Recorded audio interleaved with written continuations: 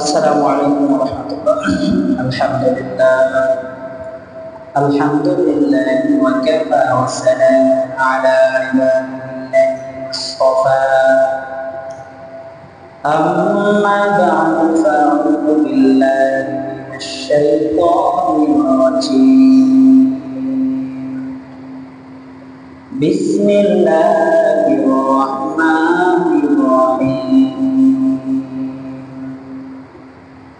فأما من طغى وآثر الحياة الدنيا فإن الجحيم هي المأوى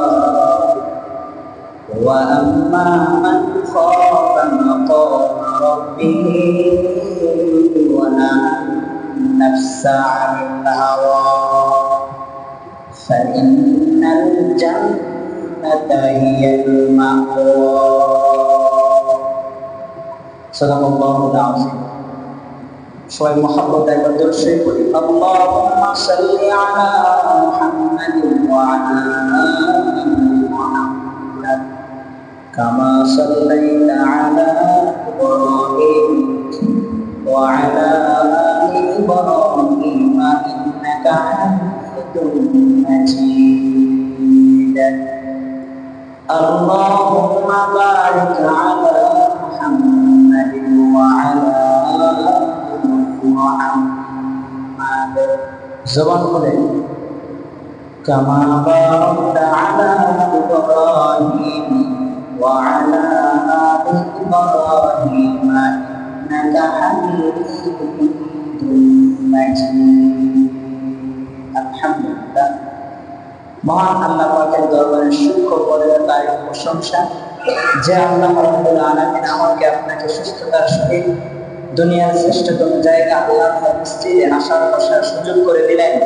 সেই জন্য সেই মহান মনিবের দরবারে বিনয় এবং চিত্তে আল্লাহ তাআলার শুকরিয়া আদায় করছি। আলহামদুলিল্লাহ।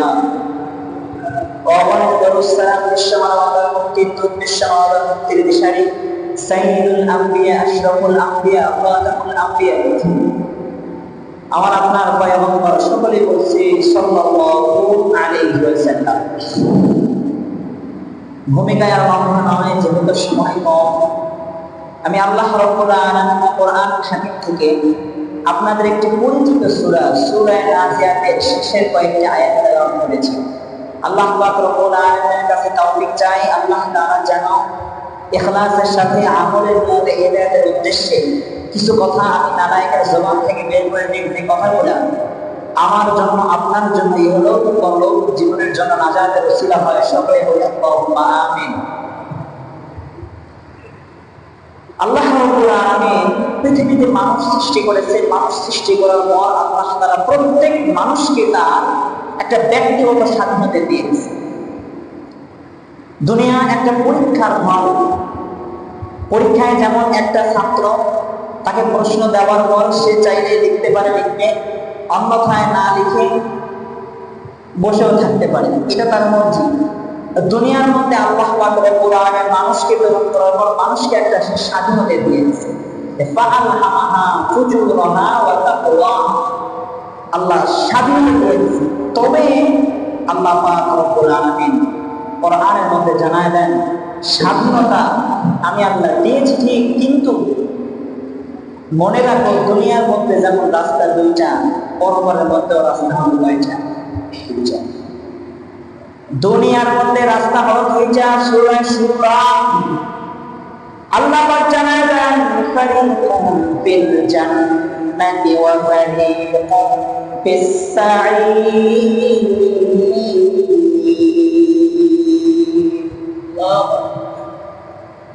দুনিয়ার মধ্যে রাস্তা হলো দুইটা, একটা হলো জান্নাতের রাস্তা আর একটা হলো জাহান্নামের রাস্তা। কবর জগতের রাস্তা হলো দুইটা। আল্লাহ রাসূল হাদিসের মধ্যে বলেন, আল কবরু ইয়ারুম মিন রাওদাতিল জান্নাহ আও হুফারু মিন হুফারিন নার। আল্লাহ রাসূল বলেন, কবর জগত একজন মানুষ দুনিয়ার বুক থেকে বিদায় নেওয়ার পর ওই ব্যক্তিটার জন্য দুইটি জগৎ, একটা হলো সেই ব্যক্তিটা হয় জান্নাত জান্নাতের মধ্যে যাবে, জান্নাতের সুচিতল জান্নাতের বাগিচার মধ্যে থাকবে, আর একজন ব্যক্তি জাহান্নামের গর্তের মধ্যে থাকবে। তবে পরীক্ষা আল্লাহ রাব্বুল আলামিন আখিরাতের মধ্যে দুনিয়ার মানুষ যারা মৃত্যুবরণ করবে দুই অবস্থার খালি নয়, হয়তো জান্নাতি অথবা জাহান্নামী। এই যে জান্নাতি বা জাহান্নামী গেল, এই সমস্ত জান্নাতীরা জাহান্নামীরা কোন কারণে জান্নাতি আর কোন কারণে জাহান্নামে যাবে অতগুলো পয়েন্ট ভিত্তিক আলোচনা করার দরকার নাই। অল্প কথা হেদায়েত নসিবে থাকে, অল্প কথায় যথেষ্ট কথা বলে, ঠিক কিনা? একজন মানুষের জন্য সেই জান্নাতে যাওয়ার জন্য আবার ওই মানুষটা এই দুনিয়ার পরীক্ষা হয়, এই দুনিয়ার পরীক্ষা হল থেকে সে উপার্জন করে জান্নাতে যাওয়ার জন্য বেশি কিছু দরকার নাই, মাত্র দুইটা জিনিস। আমি যে আয়াতে কালিমাটা নাম করেছি, আল্লাহ পাক জানায় দেন যেই ব্যক্তির মধ্যে দুটো গুণ থাকবে ওই ব্যক্তিটাই জাহান্নামী, আর যেই ব্যক্তির মধ্যে দুটা গুণ করণীয় থাকবে ওই ব্যক্তির চূড়ান্ত ঠিকানা হবে জান্নাত। দুটা গুণের অধিকারী হইলে জান্নাতি, আবার দুটা গুণ থাকলে জাহান্নামী। আল্লাহ পাক বলেন তোমরা সীমা লঙ্ঘন করো না। জাহান্নামীদের জাহান্নামে যাওয়ার তো অনেক কারণ আছে, কিন্তু সূরা নাজিয়াতের মধ্যে আল্লাহ বললেন দুইটা কারণ। এই দুইটা কারণ যার মধ্যে থাকবে ওই ব্যক্তির ঠিকানা হবে জাহান্নাম। তার মধ্যে এক নাম্বার গুণ হচ্ছে সীমা লঙ্ঘন করে, যে কি করে বলেন? সীমা লঙ্ঘন করে। সীমা লঙ্ঘন কি জিনিস এবার আসে। বাবা তার পকেটে টাকা রেখে ঘরে কথা রেখে দিয়েছে, এবার সন্তান বাবাকে না জানিয়ে বাবার পকেট থেকে কি টাকাটা নিয়ে নিয়েছে। এবার বাবা বাড়ির সবাই, বাসার সবাইকে বলতেছে যে আমার টাকাটা গেল কোথায়? টাকা খরচ করতে করতে দেখা গেল পাওয়া গেল না। সন্তানকে এবার জিজ্ঞাসা করে, সন্তান আমার পকেটে তো টাকা ছিল, টাকা নিশ্চয়ই? সন্তান বলে না বাবা নেই না। কিন্তু সন্তানকে যখন আদর করে ধর্মান্তর করা হলো, একটি সময় সন্তান বলে হ্যাঁ বাবা তোমার পকেট থেকে টাকা দাম দিয়েছি। বাবা এবার বলে ও সন্তান তোর জন্য তো আমার কষ্ট করি, সকালবেলায় তাদের জন্য যায় আর সন্ধ্যার সময় ফিরে আসি। সন্তান তোর জন্যই তো সব কিছু করি, পকেট থেকে মাত্র টাকাই তো দাম দিছ একবার, যা সন্তান মাফ করে দিলাম। কিছুদিন যাইতে না যাইতে আবার সেই সন্তান বাবার পকেট থেকে টাকাটা দাম দেয়। আবার বাবা আগের মতো এলান করতেছে আমার পকেট থেকে কেউ টাকা নিশানি, কেউ স্বীকারোক্তি দেয় না, করেন বিবিও দেয় না, অন্য সন্তানও দেয় না, কেউ টাকা নেয় না। আবার যখন ওই সন্তানকে বারবার বলা হয়, শব্দ করে ধর্মান্তর করা হয়, ওই সন্তানটা বলে হ্যাঁ বাবা টাকা দাম দিয়েছি। ও বাবা তুমি তো আমার জন্য দিনের শুরু থেকে শেষ পর্যন্ত খাতো, তুমি তো বলো সন্তান আমার সমস্ত কষ্টের পর একমাত্র তোর জন্য, তোর জন্যই তো আপন মস্তক সকাল থেকে সন্ধ্যা পর্যন্ত আমি সন্তান, তোর জন্যই তো নিজের জীবনটা বয়ে ফেলছিলে সন্তান।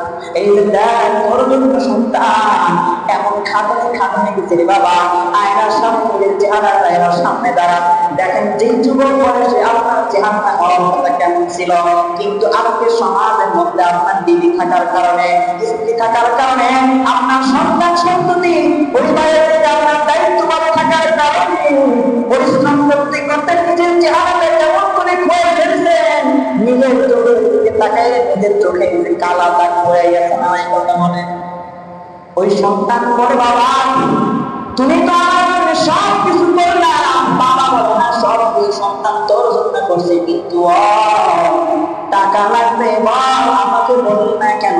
না বলে পকেটে টান দিছি, এটা তো অপরাধ। এবার যখন দ্বিতীয়বার পকেট থেকে টাকা টান দিলাম, বাবাকে সন্তান বলে, ও বাবা আমাকে ক্ষমা করে দাও। বাবা বলে, হ্যাঁ সন্তান তোকে ক্ষমা করে দিলাম। সন্তান এবার একের পর এক ক্ষমা পাওয়ার পর আরো শৃঙ্খলতা বেড়ে গেল। আছে না এক ধরনের দুই ধরনের সন্তান থাকে আমাদের। বাবার অনেক সম্পদ, বাবা বলে আরে টাকা আছে পকেট থেকে যা ইচ্ছা মতো নিয়ে যা। ওই সন্তানগুলো সমাজের মধ্যে ডাক্তার বা সরকারের মধ্যে এক নাম্বার পাস। কথা বলেন ঠিক কিনা? কথা বলবেন না, বাস্তবতা মিলে গেছে নাকি? আর যে বাবা দাদার সন্তানকে চোখে চোখে রাখে, ওই সন্তান কিন্তু এত সহজে নষ্টের দিকে যায় না। কথা বলে সন্তান বাবাকে বলে, বাবা সব কিছু তো আমার জন্য করলাম, আমাকে ক্ষমা করে দাও। বাবা বলে, যা সন্তান তোকে ক্ষমা করে দিলাম। আবার কিছুদিন অতিবাহিত হওয়ার পর ওই সন্তানটা আবার বাবার পকেট থেকে টাকা দান দেয়। টাকা দান দেওয়ার পর বাবা আগের মতন এলান করে, আমার পকেট থেকে কে টাকা দান দিচ্ছে? কেউ স্বীকার খায় না। আবার কোন সন্তানকে ধর শক্ত ভাবে করা হয়, ওই সন্তান এবার স্বীকারোক্তি দেয়, বাবা আমি তোমার পকেট থেকে টাকা দান দিয়েছি। এই সন্তান তোকে একবার ক্ষমা করলাম, দুইবার ক্ষমা করলাম, তোদের জন্য আমি আমার জীবনকে বিসর্জন দিয়েছি। কথা বলতেই নয়, বারবার ভুল করে আমি বারবার ক্ষমা করবো। ও সন্তান এটা কিন্তু হয় না। সন্তান এবার কাকুতে মুক্ত কইরা বাবা তো বলে, বাবা তুমি তোমার সমস্ত সম্পদ সমস্ত জীবন যৌবন তো আমার জন্যই করলা। একটা সময় তোমাকে জিজ্ঞাসা করলাম, বাবা এত কষ্ট করা কি দরকার? তুমি তো উত্তর দাও, ওরে সন্তান তুই যেন আমার অনুপস্থিতিতে ভালো খাওয়া থাকস, আপনার কাছে দিন নামাজ দেওয়া হয় এমন একটা পজিশন একজন বাবা তার সন্তানের জন্য চায় কিনা? কথা বলে চায় না? তো বাবা তুমি এত কিছু চাওয়ার পর তারপর মাত্র তো টাকাই গান দিচ্ছ, তোমার টাকা অন্যের টাকা করা, তুমি এত কেন ধরো বড় করতেছ? এবার বাবা এবারে, ও সন্তান টাকা দান দিছো ঠিক, আমার কিন্তু এই ব্যাপারে মাথা ব্যথা নাই, কিন্তু বাবা আজকে একবার তুমি টাকা দান দিছো, আমার পকেট থেকে তোমাকে ক্ষমা করে দিলাম। দুইবার টাকা দান দিছো, আমি তোমাকে ক্ষমা করে দিলাম। ও সন্তান আজকে দ্বিতীয়বার তুমি আমার পকেট থেকে টাকা দান দিছো, এবার তোমাকে ক্ষমা করে দিই আমি। দ্বিতীয়বার ক্ষমা করার পর আর তোমার ক্ষমার দরকার থাকে না। যখন তোমাকে দ্বিতীয়বার তোমার ক্ষমা করে দেব, তোমার মধ্যে অপরাধের দরজাটা আরো গুরুত্ব হয়ে যাবে। যার কারণে সন্তান একই সময় পকেট থেকে বড় অঙ্কের টাকা চুরি করে নেয়া, এমন সন্তানের গায়ে অস্ত্র টাকাইবা, এমন সন্তানকে তুমি কিশোর ব্যাংকের মাধ্যমে হত্যা করবা, এমন সন্তানের মধ্যে তুমি সমাজের মধ্যে কিশোর ব্যাংক করবা, এমন সন্তানের দ্বারা তুমি সমাজের মধ্যে ফাইলাপ করবা। আমি চাই না বাবা আমার টাকা তুই নিছো, তুই অপরাধ করে তুইও জেনে যাবি। আমি চাই না তোর অপরাধের কারণে আমি বাবাকেও শেষ বয়সে জেলের ভাত খাওয়া। কথা বলেন ঠিক কিনা? আল্লাহর কাছে আপনি তওবা করছেন, আমি জীবনে একবার মিথ্যা কথা বলেছি, আল্লাহ একবার মিথ্যা কথা বলবে ৭,০০০ বছর জাহান্নাম, কয় হাজার বছর। বিশ্বাস হয়নি? বিশ্বাস হয় না? কথা কয় না? বিশ্বাস হয় না? আল্লাহর কোরআন যেমন সত্য, রাসূলের হাদিস যেমন সত্য, এই কথাটাও একবার মিথ্যা কথা বললে ওই বান্দার জন্য ৭,০০০ বছর জাহান্নাম। অন্তরে অন্তরে সত্য। আপনি গুনাহ করছেন, জিন্দেগির লম্বা সময় গুনার মধ্যে ছিলেন, গুনাহ করে ফেলেছেন, আল্লাহ আমি মিথ্যা কথা বলে ফেলেছি, আল্লাহর সামনে সিলিন্ডার হয়ে গেলেন, ও মালিক আমি গুনাহ করছি, ক্ষমা করে দাও। আল্লাহ আর জিন্দেগিতে গুনাহ করবো না, সামনে গুনাহ করবো না। আমি বুঝাচ্ছি কিন্তু মিথ্যা দ্বারা, কিন্তু মিথ্যা ছাড়া অন্য গুনাহ আছে না নাই? মনে হয় নাই? আপনি চুরি করছেন, অন্যের সম্পদ মেরে ফেলেছেন, মুসলমান হয়ে আরেক মুসলমানের হক নষ্ট করেছেন, আপনি স্বামী হয়ে স্ত্রীর হক নষ্ট করেছেন, ভাই হয়ে বোনের হক নষ্ট করেছেন, আছে না নাই? প্রতিবেশীর হক নষ্ট করেছেন, আছে না নাই? ইসলামের মধ্যে শুধু নামাজ, রোজা, হজ, যাকাত এই পাঁচটি বিষয় নিয়ে ইসলাম নয়, বরং ইসলামের একটি কমপ্লিট জীবন ব্যবস্থা। ইসলামের মধ্যে করণীয় যেমন আছে, বর্জনীয় যেমন আছে। চিৎকার বলেন ঠিক কিনা? আপনি গুনাহ করছেন, আল্লাহর সামনে দাঁড়া বলেন, আল্লাহ আমি গুনাহ করছি, ক্ষমা চাই, আমাকে ক্ষমা করে দাও। আল্লাহকে বললেন, আল্লাহ কাকুকে মেনুতে কইরা, ও মালিক আমাকে ক্ষমা করে দাও। আল্লাহ বললেন, যা বান্দা, লাম ইয়ালিদ ওয়া লাম ইউলাদ, আমার তো ছেলেও নাই মেয়েও নাই, আমি কারো থেকে জন্ম নেই না, কাউকে জন্ম দেই নাই, বড় আদর করে তোকে মানুষ বানাইছে রে বান্দা। হায় হায়, আসমান জমিন আল্লাহ পাক রব্বুল আলামিন বললেন হর হয়ে গেল। আল্লাহ তাআলা যখন মাখলুক মানুষ তাদের সৃষ্টি করলেন, সমস্ত মাখলুককে আল্লাহ বললেন হর হয়ে গেল।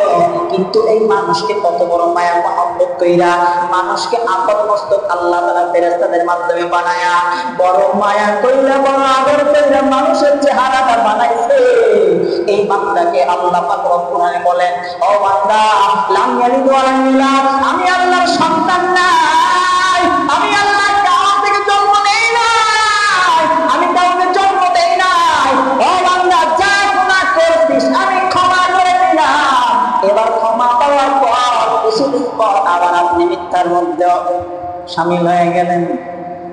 একবার কিন্তু মাপ চলে গেল, ভালো করে মনে রাখবেন। আবার দ্বিতীয়বার কিছুদিন পর আসলে আমাদের অভ্যাসটা হলো কি, বিপদের মধ্যে যে যত করে মনে হয় পারলে সোনার কাস্তি নিয়ে আল্লাহ আল্লাহ জপে।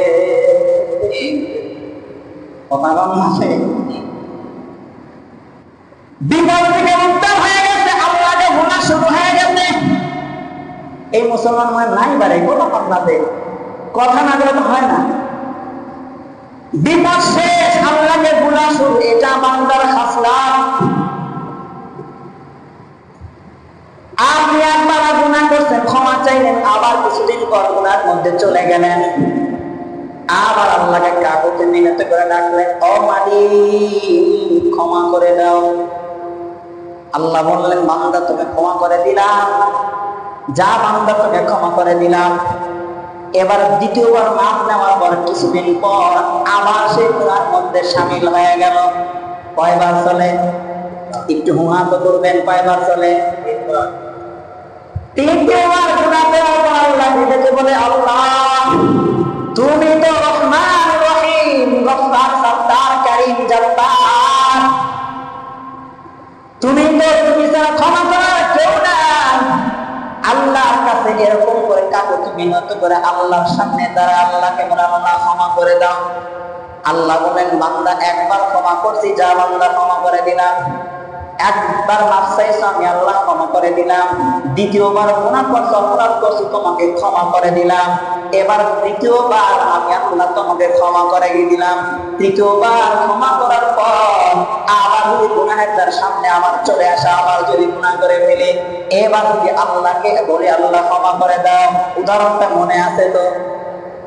আল্লাহকে বলবেন, ও বান্দা, যেমন আমি আল্লাহর সন্তান নাই, স্ত্রী নাই, কেউ নাই, কিন্তু বান্দা আল্লাহু আহাদ, আল্লাহুস সামাদ, বলেন আল্লাহুস সামাদ।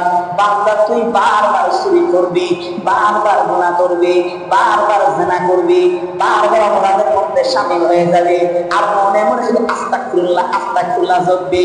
এইটা কিন্তু হবে না। বরং কোনটা লাগবে? যেবার সীমা লঙ্ঘন করে দিয়েছো, একবার বান্দা তুমি গুনাহ করছো, ক্ষমা করে দিলাম। দ্বিতীয়বার গুনাহ করছো, ক্ষমা করে দিলাম। তৃতীয়বার আমি চাইলে আমি আল্লাহ ক্ষমা করে দিলাম। কিন্তু বারবার এমন করে ক্ষমা করে দিলে বান্দা, তোর প্রতি আমার একটা সীমা লঙ্ঘনের অপশন চলে আসে। এই জন্য সীমা লঙ্ঘন করা যাবে না। আমি আল্লাহ তাআলার কাছে তওবা কর, এরকম জিন্দেগিতে বারবার গুনাহ আমার আপনার জন্য আছে না? না, শুধু আস্তাগফিরুল্লাহ বলার দ্বারা কি মাফ হয়? আমি হুজুর মানুষ, 10,000 টাকা আমাকে দিয়েছেন, 10,000 টাকা আমি আপনাকে না দিয়ে হুজুর বলি, হুজুর আমি হুজুর মানুষ, ক্ষমা করে দেন, দিবেন নি? কথা কয় না পারে, হুজুর মানুষ দিবেন না, বুঝেন তো? 4টি বিষয় সামনে রেখে কোনো বান্দা যদি মাওলার কাছে তওবা করতে পারে, দয়ার আল্লাহ তাকে শুধু ক্ষমা করে দিবে না, বরং ওই গুনাহকে আল্লাহ তাআলা নেক দ্বারা পরিপূর্ণ করে দিবে। 1 নাম্বার, যে গুনাহ করছেন ওই গুনাহ এখনই বন্ধ করতে হবে। স্টপ। চুরি করছেন, স্টপ। মিথ্যা বলছেন, স্টপ। গীবত করছেন, স্টপ। যুবক ভাইরা আছেন, অবৈধ কোনো কাজের সাথে জড়িত আছেন, স্টপ। যে যে গুনাহ করতে আসলে এই গুনাহ এখন স্টপ। শুধু স্টপ রাখলে হবে না, ওই গুনাহ ঘৃণার সাথে অনুতপ্ত হয়ে বর্জন করতে হবে। 1 নাম্বার। 2 নাম্বার, ওই গুনাহ সামনে আর কখনো করব না এরকম মন মানসিকতা রাখতে হবে। তাহলে 1 নাম্বার এখনই স্টপ। 2 নাম্বার, সামনে আর ওই গুনাহ কি করব না।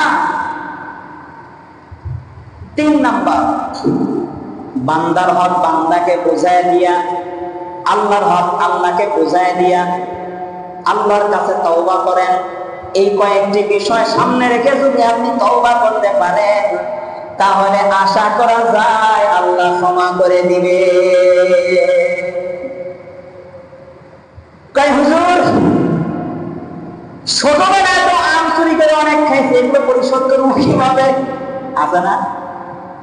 টাকার লোক কার না নাই, 10,000 টাকার বাউন্ডারি পড়ে আছে, নিয়ে ফেলছি, কাউরে আর দেই নাই, কারোর কইও নাই, এরকম অপরাধ আছে না? এগুলো অপরাধ। যখন এগুলো বললে উদ্দেশ্যটা অন্যদিকে যাচ্ছে, আমি মূল আলোচনাটাই ফোকাস দিই। তো কয়েকটি বিষয়, এই কয়েকটি বিষয় সামনে রেখে যদি আমি আপনি তওবা করতে পারি, তাহলে আল্লাহ কি জানেন, ক্ষমা করে দিবেন। আপনি যতই গুনাহ করেন, আপনি গুনাহ করতে করতে পূর্ব ছেয়ে গেছে, পশ্চিম ছেয়ে গেছে, উত্তর ছেয়ে গেছে, দক্ষিণ ছেয়ে গেছে, মাশরিক মাগরিব সব দিকে ছেয়ে গেছে, আল্লাহ আপনার জন্য কেউ ঘোষণা করেন, বলেন ওয়াল্লাযীনা ইযা ফাআলু ফাহিশাতান আও যালামু আনফুসাহুম যাকারুল্লাহ।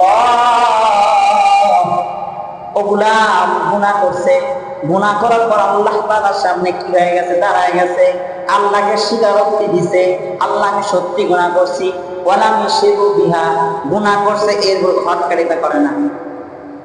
কিছু কিছু লোক আছে, ও গুনাহ করছে, ও চুরি করছে, আপনি নিশ্চিত জানেন, কিন্তু ওকে যখন জিজ্ঞাসা করবেন, না এটা করি নাই, এমন লোক আছে না? যদি এমন না করে, তাহলে আল্লাহ বলেন বান্দা ক্ষমা করে দিব, শুধু ক্ষমা করে দিব না, তোমার অনন্তকালে জান্নাত আমি আল্লাহ দিয়ে দিব। তাহলে জাহান্নামে যাওয়ার জন্য সূরা নাজিয়াতের মধ্যে 2টি বিষয় আল্লাহ বললেন, যে 1 নাম্বার সীমালঙ্ঘন করা, সীমালঙ্ঘন করা যাবে না। তওবার দরজা আমি যদিও উদাহরণ টেনেছি, কিন্তু তওবার দরজা খোলা আছে কোন পর্যন্ত, মা নাম ইউগারগার। ওই যে মানুষের মৃত্যুর পূর্বে, সাকারাতের পূর্বে, একটা মানুষ যখন মৃত্যুবরণ করে, তার মৃত্যুবরণ করার আগে তার কিছু আলামত বা চিহ্ন বা নিদর্শন প্রকাশ পেয়ে যায়, যে সময় আমরা আজ করতে পারি এই মালা থাকবে না, হয়তো যোহর বা আসর, অথবা আজকের দিনটা টাইমের পার হতে পারে, আগামীকাল কি হয়ে যাবে, শেষ হয়ে যাবে। ওই মৃত্যুর সাকারাত পূর্ব পর্যন্ত আপনাকে কি তওবা আল্লাহ কবুল করবেন। এখন বলেন তো, আমি আগামীকালকে মৃত্যুর সামনে দাঁড়াবো, এই গ্যারান্টি আপনারা দেন তো? কথা বলেন না, দেন তো। এই যে মেম্বরে বসে আছি, আল্লাহ চাইবে এই মেম্বর থেকে কি মৃত্যু দিয়ে পারে। তার মানে তওবা আপনাকে এখনই করতে হবে। বারবার তওবা করেন, বারবার তওবা করেন। যদি না পারেন, দেখেন মানুষের সায়েন্স বলে যে একজন মানুষ যত অসুস্থ হোক না কেন, তার অসুস্থতার প্রথম ধাপ হচ্ছে জ্বর। কি বলেন? জ্বর। জ্বর হচ্ছে অসুস্থতার প্রথম ধাপ। কোন মানুষকে বড় ছোট ক্ষুদ্রতর থেকে বৃহত্তর রোগে আক্রান্ত করার প্রথম ধাপ হচ্ছে জ্বর। অনুরূপ ভাবে গুনাহের মা হচ্ছে মিথ্যা। এই মিথ্যাটা সব গুনাহ একবারে ছাড়তে পারবেন এটা কিন্তু সম্ভব না। রাসূলের কাছে সাহাবী গিয়া বলল, ইয়া রাসূলুল্লাহ, আমাকে এমন কিছু আমল দেন যে আমল দিলে আমার জিন্দেগির সমস্ত গুনাহ একে একে বাদ হয়ে যাবে। রাসূল বললেন, ভাবতে ভালো না, সব যদি দিয়ে দিও তো পারবে না। রাসূল বললেন, যাও, আজ থেকে মিথ্যা কথা বলবা না, আবার 7 দিন পর দেখা করবা। এবার সে এভাবে চলতেছে, 1 দিন 2 দিন 3 দিন গড়িয়ে যায়, মিথ্যার সামনে সে উপস্থিত হয়ে যায়, কিন্তু বলে না, হায় হায় 7 দিন পরে নবীর সাথে দেখা হবে। নবী যদি বলে মিথ্যা কথা বলছনি, তখন নবীকে কি জবাব দিব? যদি মিথ্যাও বলি রাসূলের সামনে, রাসূলের মুজিজা দিয়ে আল্লাহ সত্যটা প্রকাশ করে দেয়। এভাবে দিন করাচ্ছে, অসংখ্য মিথ্যার সম্মুখীন হয়ে গেছে, কিন্তু মিথ্যা বলে না। ঠিক 7 দিন পরে গিয়ে বলে, রাসূল চলে আসছি। কয়, আমি যে আমল দিছিলাম সেটা কি করছো? কয়, হ্যাঁ রাসূল, আমি মিথ্যা বলি নাই। রাসূল বলে, ওই যে মিথ্যা বলো না, ওই মিথ্যা 7 দিন না বলার কারণে তোমার জীবনের আরো যত বড় বড় গুনাহ আছে, ওই গুনাহ সংগঠিত হওয়ার রাস্তা বন্ধ হয়ে গেছে। আমার আপনার মধ্যে বাস্তবতায় কিছু আসে, আমার আপনার মধ্যে মিথ্যা আছে না নাই? কথা বলেন, আছে। আমার শায়খ মুর্শিদের মুখ থেকে শোনা, হযরত বয়ান করতেছেন, বন্ধুকে ফোন দেয়, বন্ধু এবার তার বাসার সাথে কথা, বাসায় ওয়াইফের সাথে কথা বলতেছে। স্ত্রী ফোন দিয়ে জিজ্ঞাসা করে, তার স্বামী, আমার লাঞ্চের সময় হয়ে গেছে, কখন বাসায় আসবা? স্বামী ওদিক থেকে বলে, ও বিবি, টেনশন নিও না, আমি তো বাসার সামনে চলে আসছি। এবার বাসার সামনে যখন আমি বলছি, বাসার সামনে চলে আসছি, তুমি টেনশন নিও না। তাহলে বিবি আর টেনশন নিবে? বলেন, কথা বলেন, নিবে? নিবে না। কিন্তু এখন 5 মিনিট, 10 মিনিট, 15 মিনিট, 20 মিনিট গড়িয়ে যায়, তাদের স্বামী আসে না।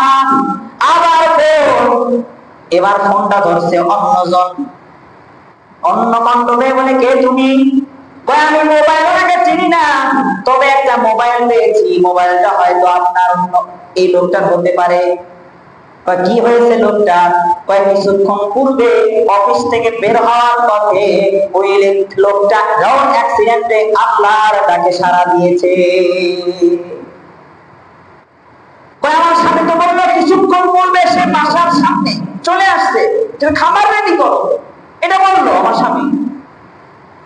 ঘটনাটা বলার উদ্দেশ্য হল, এখন জীবনের 1 মিনিটের কোনো দাম নাই, জীবনের শেষ মুহূর্তটাও সে মিথ্যা বলে কবর জগতের বাসিন্দা হয়ে গেল।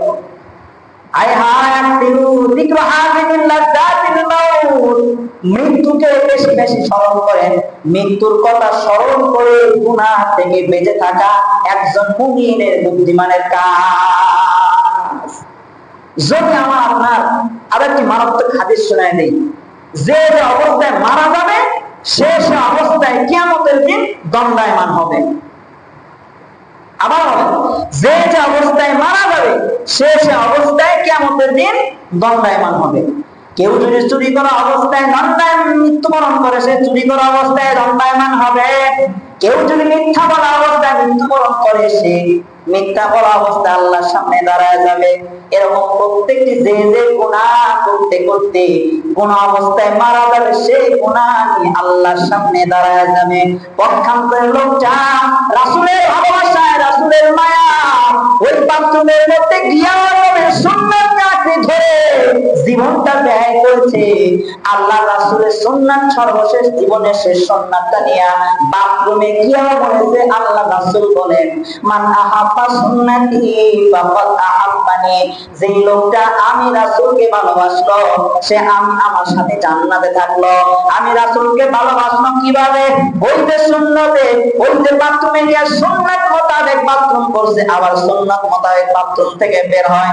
এই সুন্নাত সাথে মৃত্যুবরণ করার কারণে ওই ব্যক্তিটা কিয়ামতের ময়দানে সুন্নাত নিয়ে সামনে দাঁড়ায় যাবে।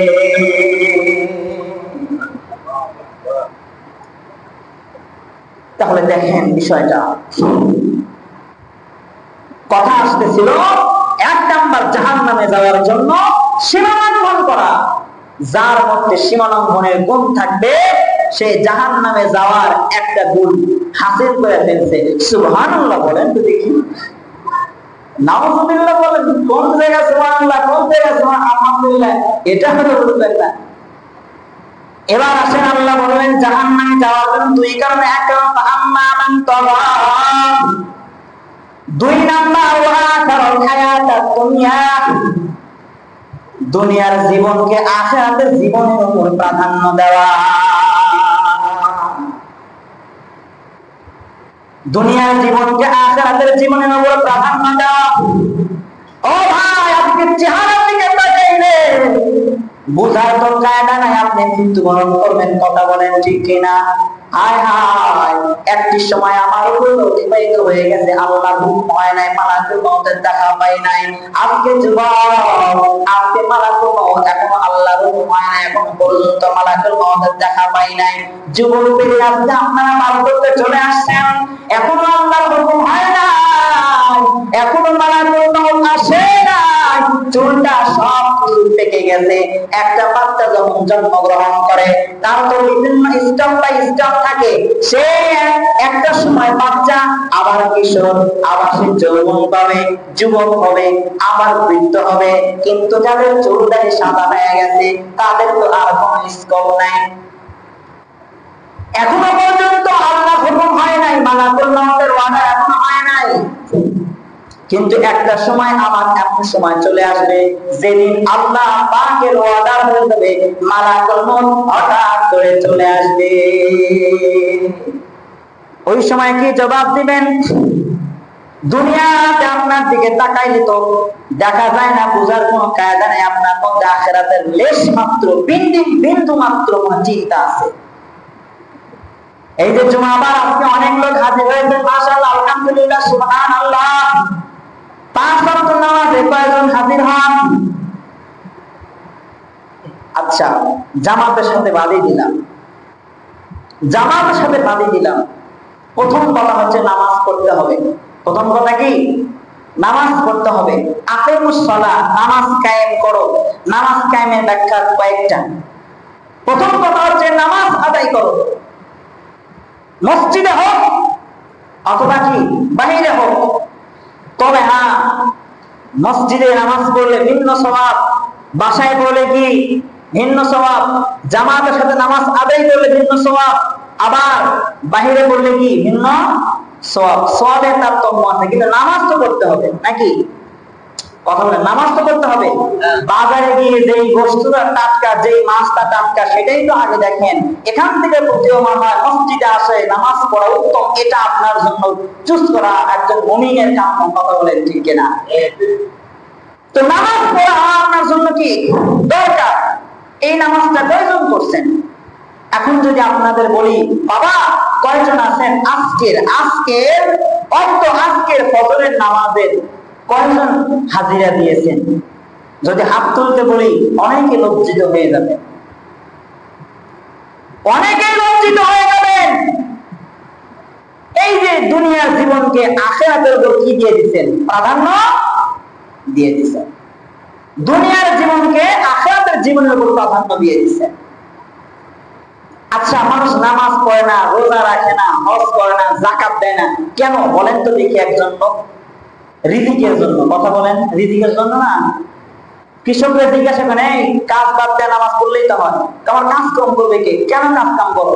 বাড়িতে একটা সন্তান আছে না, বউ বাচ্চা আছে না, নিজের পেট চলবে না, বাপ মা আছে না। তার মানে ইবাদত না করার পেছনে মূল কারণ হচ্ছে আমার আপনার কি রিজিক। আর রিজিকের মালিক কি বলে শোনেন,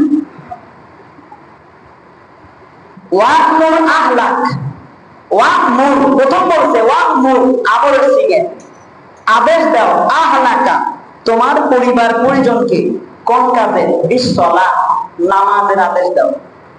শুধু নামাজের আদেশ দিলেই চলবে না, ওয়াকমুর আহলাকা বিসসালাতি ওয়াসতাবির আলাইহা, এবং এর উপর তোমাকে অটল থাকতে হবে।